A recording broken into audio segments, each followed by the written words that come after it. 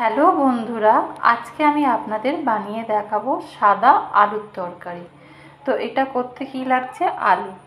এখানে এইভাবে আলুগুলো কেটে ভালো করে ধুয়ে নিয়েছি। আপনাদের যতটা লাগবে সেই হিসাবে আলু কেটে নেবেন।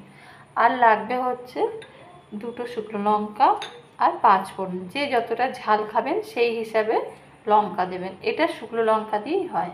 আর লাগবে স্বাদ মতো নুন, আর লাগবে সর্ষের তেল। এদিকে আমি কড়াইটা গরম করতে বসিয়ে দিয়েছি। গরম হয়ে গেলে আমি এখানে তেল দিয়ে দেব। কড়াইটা আমার গরম হয়ে গেছে, এখানে আন্দাজ মতন আমি তেল দিচ্ছি। এখানে 4-5 চামচ মতন তেল দিয়েছি। তেলটা গরম হলে এই লঙ্কা আর 5 ফোড়নটা আমি ফোড়ন দেব। এইবার কড়াইয়ের তেলটা আমার গরম হয়ে গেছে, এইবার আমি শুকনো লঙ্কা দুটো ফোড়ন দিচ্ছি। এটা একটু লাল লাল করে আমি শুকনো লঙ্কাটাকে একটু ভাজবো, যাতে লঙ্কাটা লাল রঙের হয়ে যায়।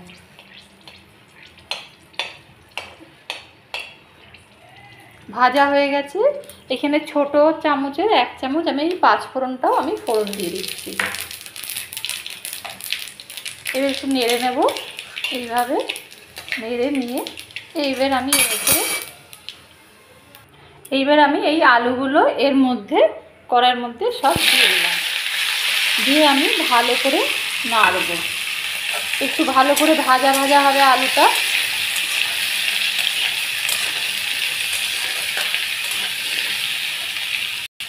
এইবার আমি এর মধ্যে আন্দাজ মতন নুনটাও দিয়ে দেবো। এখানে আমি চামচের 1/2 চামচ মতো নুনটা দিচ্ছি। যদি পরে আবার লাগে তো পরেও আমি নুনটা দিয়ে দিতে পারবো। এবার এইভাবেই আমি তরকারিটা নাড়ব। এই তরকারিটা যারা আপনারা উপোস করবেন, লুচি যারা খান বা পরোটা খান, তার সাথেও কিন্তু খাওয়া যায়, কারণ এই তরকারিটাতে হলুদ পড়ে না। দেখুন আলুটা আমার ভালো করে ভাজা ভাজা হয়ে গেছে। এইবার আমি এর মধ্যে জল ঢেলে দেবো, দিয়ে আলুটা আমি সেদ্ধ করতে দেবো। জলটা আপনাদের যে হিসেবে দেবেন, কিন্তু হ্যাঁ, আলুর তরকারিটা একদম শুকনো শুকনো হবে। আমি জলটা দিয়ে দিয়েছি, দিয়ে এবার একটু নেড়ে আমি ঢাকা দিয়ে দেবো। আপনার এই লঙ্কা দুটো খুব ঝাল, সেই জন্য আমি আর বেশি লঙ্কা দিলাম না, কারণ বাচ্চারা খাবে।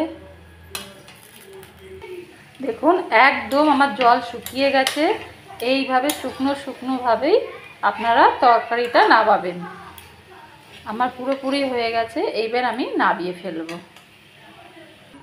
দেখুন তাহলে আমার একদম শুকনো শুকনো সাদা তরকারি তৈরি হয়ে গেছে।